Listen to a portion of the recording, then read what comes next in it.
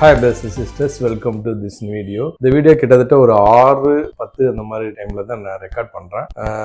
ஒரு எல்லா நியூஸ்களும் எல்லா டெக்னிக்கல் அனலைசிஸ் ஆப்ஷன் செயின் எல்லாமே கவர் பண்ணிடுவோம். ஆனா ஸ்கிரீன்லயும் லைவ்லயும் அப்படியே நான் வீடியோவை ரெக்கார்ட் பண்றேன், டைம் ஆயிட்டதுனால. ஃபர்ஸ்ட் ட்ரம்ப் ஒரு போட்டோ இது பண்ணிருக்காரு. அதாவது நோ மோர் நைஸ் கை அப்படிங்கிற போட்டிருக்காரு. ஈரான் வார்னிங் ஃபார் ஈரான் சொல்லியிருக்காரு. இது என்டிடிவி வேர்ல்ட்ல வந்திருக்கு. என்னைக்கு நைஸ் கையா இருந்திருக்காருன்னு தெரியல, இப்ப மட்டும் நோ மோர் நைஸ் கை போட்டிருக்காரு தெரியல. இருந்த போதிலும் எந்த டே ஃபர்ஸ்ட்ல இருந்து ஈரான் மட்டும்தான் உலகத்திலேயே அவங்க பேச்சுவார்த்தை கூப்பிட்டு கூட போகாத ஒரு நாடு. அது மட்டும் இல்லாம இவங்க உருட்டல் மிரட்டலுக்கு பயப்படாம அந்த கண்ட்ரி போயிட்டு இருக்குங்கிறத உலகமே பார்த்துட்டு இருக்கு. அதே நேரத்துல இது ஒரு சீரியஸான இஷ்யூ தான் இருக்கு. இதை வச்சுட்டு ஆயில் ஏறிட்டு இருக்கு, கோல்டு இறங்குச்சுங்கிறத நம்ம பார்த்தோம். இப்போ நம்ம ஃபர்தரா என்ன நடந்து பார்ப்போம். இது இல்லாம நம்ம இந்தியாவுக்கு ஒரு பேட் நியூஸ் USD INR 94.79 வரலாற்றில் இல்லாத மிகப்பெரிய வீழ்ச்சி இருக்கு. இது இந்தியன் மார்க்கெட்டுக்கும் நல்லதல்ல. அது இல்லாம எஃப்ஐஸும் இது ஒரு முக்கியமான விஷயமாக எடுத்துக்குவாங்க. சரி, காலையில கிஃப்ட் நிப்டி பிளாட் அட்டேடர்னால பிளாட்னு சொல்லி அப்டேட் பண்ணியிருந்தேன். 5 மினிட்ஸ்க்கு மாத்திட்டேன். காலையில நேற்றைய க்ளோஸ் 23,995, இன்றைய ஓபன் 24,096, கிட்டத்தட்ட ஒரு 100 பாயிண்ட்ஸ் கேப் அப்ல ஓபன் ஆச்சு. அதுல இருந்து 9:20க்கு லோ 24,059. அதுல இருந்து ஒரே தம்லயே மடன்னு எல்லாமே கிரீன் கேட்டில் பாருங்க, மடன்னு மேல ஏறி இந்த இடத்துல கன்சால்டேஷன் நடந்து மிகப்பெரிய செல்லிங் நடந்திருக்குதுன்னு நம்ம புரிஞ்சுக்கலாம். 1 மணிக்கு பாருங்க, இதுக்கு மேல போக விடாம என்னுடைய ஹை 24,334. 24,300ங்கிறது மிகப்பெரிய ஸ்ட்ராங் ரெசிஸ்டன்ஸா இருக்கு. நம்ம டெக்னிக்கலா அதை பார்க்கும்போது நம்ம பார்ப்போம். ஏற்கனவே நம்ம சொன்னதுதான் இது. இந்த ரெட் கோட் முன்னாடியே போட்டு வச்சது. அந்த இடம் வந்தோடனே 5 மினிட்ஸ் மறுபடியும் மாத்திரம் அப்படியே சரிந்தது. கிட்டத்தட்ட 150 பாயிண்ட்ஸ் சரிந்து மார்க்கெட் முடிஞ்சது. ஆனா நேற்றைய விட 150 பாயிண்ட்ஸ் கூடி 3% அதிகமாகி 24,177 முடிஞ்சது. டே கேண்டல்ல மாத்திரேன். இந்த கேண்டில் தான் பெருசு பண்றேன் பாருங்க. அதே இடம் தான். இந்த இடத்த தொட்ட உடனேயே கீழே வந்திருக்கு பாருங்க, நம்ம மார்க் பண்ணிருக்க இடத்தையே.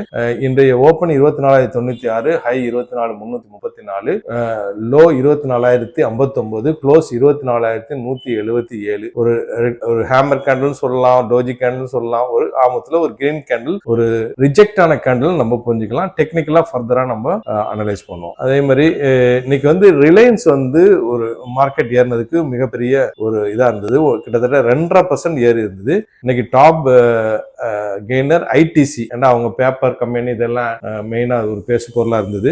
கிட்டத்தட்ட ஒரு 4%, 3.88% அப். டெக் மஹிந்திரா 3.67% அப். மாருதி 2.83% அப். கோல் இந்தியா 2.76, ரிலையன்ஸ் 2.63, ஏர்டெல் 2.4%. இதெல்லாம் ஹெவி வெயிட்ஸ் நம்ம இது பண்ணணும். அதே மாதிரி இன்னைக்கு top loser IndiGo 2% down, doctor ரெட்டியும் கிட்டத்தட்ட 2% down, NTPC 1.5% down, ICICI bank 0.85% down. அதே மாதிரி ஹெவி வெயிட்ஸ் இது நம்ம ஏற்கனவே ரிலையன்ஸ் சொல்லிட்டோம். அது இல்லாம இன்னைக்கு இது ஹெவி வெயிட் ஏர்டெல் சொல்லிட்டோம். டிசிஎஸ் 1.25% இன்னைக்கு அப். அதே மாதிரி எஃப்எம்சிஜி ஸ்டாக் இன்னைக்கு 1.25% அப். ரியல் எஸ்டேட் 1.5% அப். ஆட்டோ செக்டர் 1% அப். இது இல்லாம ஸ்மால் கேப் 1/2% தான் இன்னைக்கு மூவ் ஆச்சு. அப்புறம் மைக்ரோ கேப்பும் இன்னைக்கு பிளாட்டா தான் முடிஞ்சது. மிட் கேப்பும் பிளாட்டா தான் முடிஞ்சது. அதிகபட்சமாக இறங்குனது ஐசிசி பேங்க் இன்னைக்கு 3%. விக்ஸ் ஒரு 3% குறைஞ்சி 17.44ல இருக்கு. அடுத்தது பேங்க் நிப்டியை பொறுத்தவரை இன்னைக்கு ஒரு டோஜி கேண்டில் தான் போட்டிருக்கு. அதாவது நேற்றைய விட ஒரு 3 பாயிண்ட்ஸ் மட்டும் ஹைல குறைஞ்சு முடிஞ்சிருக்கு. இது இந்த இடத்த ரெசிஸ்டன்ஸா எடுத்து 50 மூவிங் ஆவரேஜ் டச் பண்ணிட்டு கீழே இறங்குது. இன்னைக்கு அதிகபட்சமா ஹெச்டிஎஃப்சி ஒரு 0.5% இறங்குச்சு. ஐசிசி பேங்க் ஒரு 3% இறங்குச்சு. இதை பொறுத்தவரை நம்ம கோல்டை பொறுத்தவரை அதே இடம் தான். நேற்று நம்ம பார்த்த இடம் ஒரு ஃப்ரீ ஃபால் மாதிரி தான். மார்க்கெட்ஸ் ரெட் கேண்டில் தொடர்ந்து 3வது நாளாக ரெட் கேண்டில் போட்டு போயிட்டே இருக்கு. கீழே இறங்கிட்டு இருக்கு. இன்னைக்கு 13,950 ரீட்டைல்ஸ் விற்கப்படுது. அதே மாதிரி 265 ரூபா வெள்ளியும் பார்த்துருவோம். இந்த இடம் தான் வெள்ளி. அதுவும் தொடர்ந்து 3வது நாளாக ரெட் கேண்டில் போட்டு போகுது. 72.434. யுஎஸ் ஆயில் 4% அதிகமாகி $104 ட்ரேட் ஆயிட்டு இருக்கு. கோல்டு இது பிட்காயின் 77,000 கொஞ்சம் அப்படியே ஹையை நோக்கி கொஞ்சம் போயிட்டு இருக்கு. ஓகே, அடுத்தது குளோபல் மார்க்கெட்டை பொறுத்தவரை ஒரு மிக்சடா தான் இருக்கு. அதாவது US market and Europe market வந்து red, Asian market mixed. Japan இன்னைக்கு 1% டவுனு, சிங்கப்பூர் ஸ்டேட் டைம்ஸ் 0.5% டவுனு, ஹாங்காங் ஹேங்ஸும் 1.5% அப், தைவான் வந்து 0.5% டவுனு, கொரியா கோஸ்பி 3/4% அப்படி மாறி மாறி அப் அண்ட் டவுன் இருக்கு. ஓகே, அடுத்தது வந்து இதை பொறுத்த ஸ்டாக் மார்க்கெட் நியூஸ் பார்ப்போம். அதுக்கு முன்னாடி ஆப்ஷன் செயின் வந்து இன்னைக்கு இந்த பக்கம் 13.54 இங்கிட்டு 14.47 ஒரு நியூட்ரல் அந்த ஸ்டேஜ்ல தான் இருக்கு. எஃப்ஐடி ஆக்டிவிட்டி நேற்று வந்து ஒரு 2000 கோடிக்கு வித்தாங்க. அதுக்கு முந்தின நாள் 1153, அதுக்கு முன்னாடி 8827. எஃப்ஐஸ் வந்து விக்கிற சைடு மாறி இருக்காங்கிறத நம்ம புரிஞ்சுக்கலாம். அடுத்தது ஸ்டாக் மார்க்கெட் நியூஸ் பார்த்துட்டு வார் இது பார்த்துட்டு இன்னைக்கு வந்து ஸ்விங் ட்ரேடிங்க்கு என்னுடைய இதுல வந்து எந்த ஸ்டாக் வரல, நோ ஸ்டாக்ஸ் பிரசன்ட் வந்திருக்கு. நாளைக்கு எது வருதான்னு பார்ப்போம். லைவ்ல பார்க்கும்போது Israeli forces demolish order in Silwan occupied East Jerusalem. Occupied East ஜெருசலம்ல உள்ளவங்களை எல்லாம் டெமாலிஷ் ஆர்டர் கொடுத்து உடைக்கிறதுக்கு அங்க இது பண்றாங்க. அதே மாதிரி Britain calls UK refinery maximize jet fuel supply. England வந்து ஜெட் ஃபியூல் வந்து மேக்ஸிமம் சப்ளை பண்ண சொல்லியிருக்காங்க. அப்புறம் Merz says relation with Trump good after war criticism. Efforts for peace for ongoing. Pakistan PM சொல்றாரு பீஸ் டாக் வந்து போய்கிட்டே இருக்கு மிடில் ஈஸ்ட் அண்ட் இதுல அப்படின்னு அவர் சொல்றாரு. அதே மாதிரி decision Iran made in collective and confident manner analyst சொல்றாங்க. அதே மாதிரி ஒப்பக் வந்து ஒரு 1.5 பில்லியன் பேக்கேஜ் வந்து வாரில் பாதிக்கப்பட்ட விஷயங்களுக்காக அவங்க வந்து அதை ஒதுக்குறாங்க.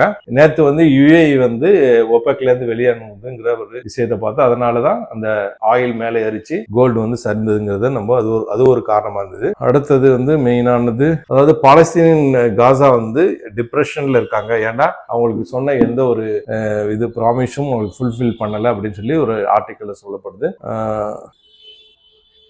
சரி, இதை இப்போதைக்கு போயிட்டுருக்கு லைவ்ல. இப்போ வந்து சில ஸ்டாக் மார்க்கெட் நியூஸ் பார்க்கலாம். எஸ், 6:30 எக்ஸிட் போல்ஸ் வருது. அது ஒரு ஃபிளாஷ் நியூஸ் சொல்றாங்க. அப்புறம் அதானி பவர் Q4 ரிசல்ட் 64% இன் 4271 crore ஜம்ப் ஆயிருக்கு அதானி பவர். அப்புறம் வந்து வேதாந்தா Q4 வந்து 88% ஆன் 9352 crore. ஷேர் வந்து இன்னைக்கு 5% அதிகமா இருக்கு வேதாந்தா. வேற முக்கியமான நியூஸ் வந்து ஓகே, இது முக்கியமான நியூஸ். அடுத்தது வந்து டெக்னிக்கலா பார்த்துட்டு நம்ம ஃபைனலா வருவோம்.